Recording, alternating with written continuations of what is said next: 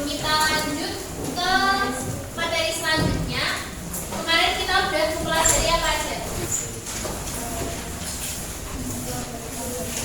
Laporannya ada apa aja? Laba rugi, modal sama rata. Kemudian kemarin ada persamaan dasar ya. Ingat konsep persamaan dasar apa? Sama dengan utang plus modal. Nah, oke. Jadi kemarin yang terakhir kita pelajari adalah laporan keuangan ya. Nah, ada yang mau ditanyakan dulu terkait materi kemarin? Ada yang mau ditanyakan dulu nggak? Atau belum ada? Belum ya. Nah, selanjutnya kita hari ini akan masuk ke materi selanjutnya, yaitu siklus akuntansi perusahaan jasa. Jadi kemarin yang kita pelajari persamaan dasar itu menjadi fondasi awal kita belajar akuntansi. Gitu. Jadi kita tahu transaksi-transaksi di kegiatan perekonomian itu seperti apa aja. Kemudian akun-akun yang ada di transaksi ekonomi itu ada apa aja. Kemudian dari transaksi itu masuk ke akun aset atau utang, beban, modal, dan pendapatan itu kita tahu dari persamaan dasar. Kemudian hari ini kita akan belajar mengenai siklus akuntansi yang sebenarnya, yaitu urutan di mana kita membuat suatu catatan keuangan di perusahaan jasa. Tuh.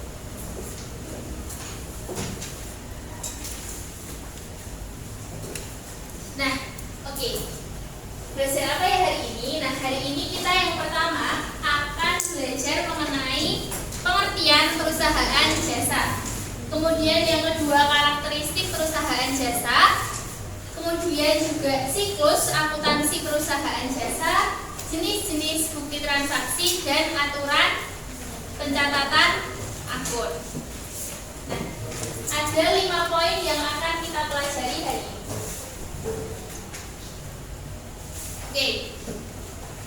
Yang pertama kita akan belajar mengenai pengertian perusahaan jasa. Sebelum kita beranjak ke yang ada di PowerPoint, menurut teman-teman perusahaan jasa itu apa? Yang mau menjawab bisa angkat tangan dan menyampaikan pendapatnya. Yuk. Apa? Perusahaan yang menawarkan jasa. Perusahaan yang menawarkan jasa kepada konsumen. Ada lagi? Ada lagi yang ingin berpendapat lain mungkin? Atau sepakat sama pendapatnya Mas Yunus? Sepakat. Oke.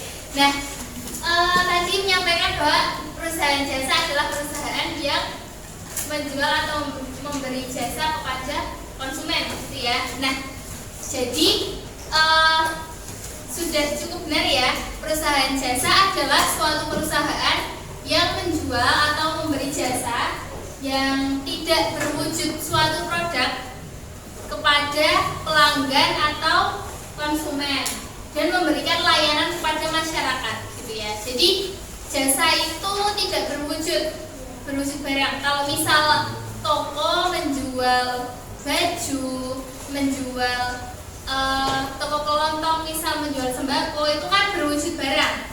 Nah, kalau perusahaan jasa ini menjual layanan atau jasa. Ada yang bisa ngasih contoh perusahaan jasa? Apa? Ada yang bisa? Perusahaan jasa menjual jasa. Apa? Apa? Boleh angkat tangan terus menyampaikan apa? Gojek. Oke, boleh apa? Grab. Oke. Apa? Apa? Giling daging. Hah? Giling Giling daging. Apa lagi? Shopee. Oke, ada lagi? Nah, itu tadi ada Gojek, Grab, Shopee. Itu adalah platform yang menjadi menjembatani antara penyedia layanan dan juga konsumen. Nah, itu kan berarti juga salah satu perusahaan jasa gitu.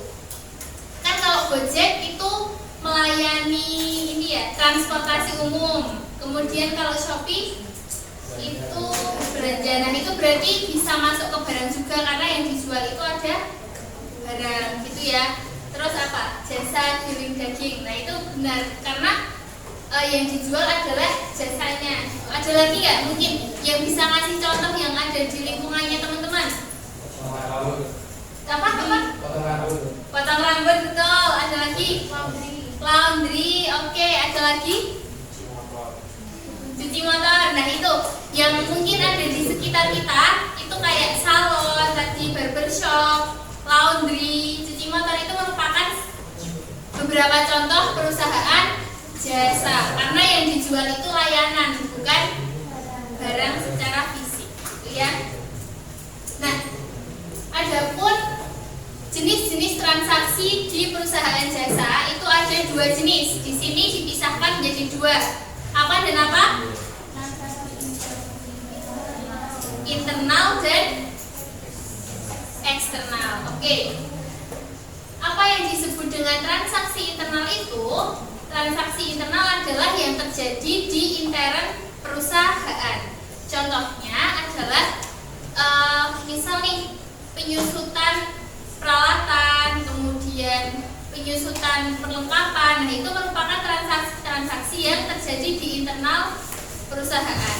Kemudian kalau transaksi eksternal itu yang terjadi di luar perusahaan atau terjadi antara perusahaan dengan pihak luar. Contohnya pembelian perlengkapan atau pembelian peralatan. Berarti perusahaan membeli dengan pihak luar, gitu ya.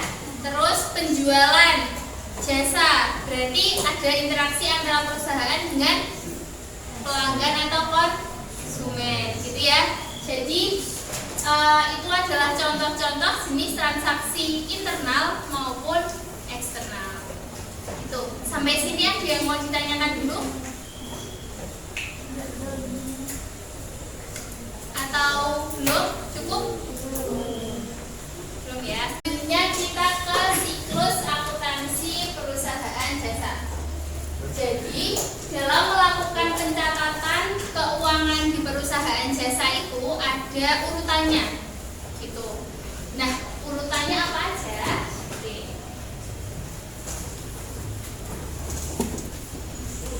Nah, ada 8 fase dalam siklus pencatatan perusahaan jasa, pencatatan akuntansi perusahaan jasa. Ada yang bersedia membacakan? Silakan. Oke.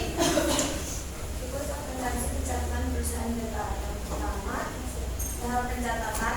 1. Bukti transaksi. 2. Jurnal umum. 3. Buku besar. Yang kedua, tahap pengisaran, yaitu neraca saldo, ayat jurnal penyesuaian, kertas kerja.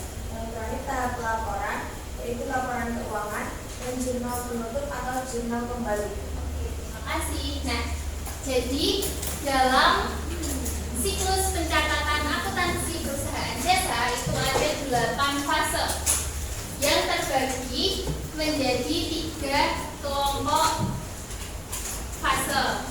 Nah, yang pertama itu ada yang namanya tahap pencatatan.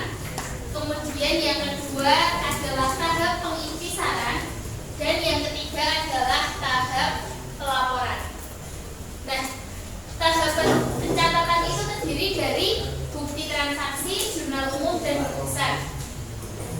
Jadi nanti dalam pencatatan akuntansi itu ada yang namanya bukti transaksi. Bukti transaksi itu nanti kita akan pelajari selanjutnya setelah siklus ini. Ada yang tahu bukti transaksi itu contohnya apa aja misal? Nota, kwitansi. Ada lagi apa? Itu ya, yang sering kita temui ya, nota dan kwitansi. Kemudian setelah adanya bukti transaksi itu ada jurnal umum. Nah, nanti jurnal umum ini fungsinya adalah untuk mencatat akun-akun, mencatat transaksi yang terjadi dari yang kita dapatkan di bukti transaksi. Setelah itu dicatat ke jurnal umum. Misal nih bukti transaksinya yang pertama ada pembelian perlengkapan jumlah 10 juta. Nah, dari bukti itu kita tulis ke jurnal umum nih, yaitu perlengkapan sebesar 10 juta. Nah, nanti di jurnal umum itu juga ada tata cara penulisannya, gitu ya. Terus ke buku besar. Buku besar itu adalah gambarannya seperti rekap dari masing-masing akun yang ada di jurnal umum, gitu. Kemudian ada neraca saldo. Nanti di situ adalah kita menghitung jumlah seperti kemarin aset dan kewajiban dan juga ekuitas, dan harus seimbang, itu neraca saldo. Kemudian ada ayat jurnal penyesuaian. Kemudian kertas kerja, laporan keuangan yang kemarin kita sempat pelajari ada 3. Kemudian jurnal penutup dan jurnal kembali. Nanti lebih lanjut kita jelaskan di masing-masing bagiannya.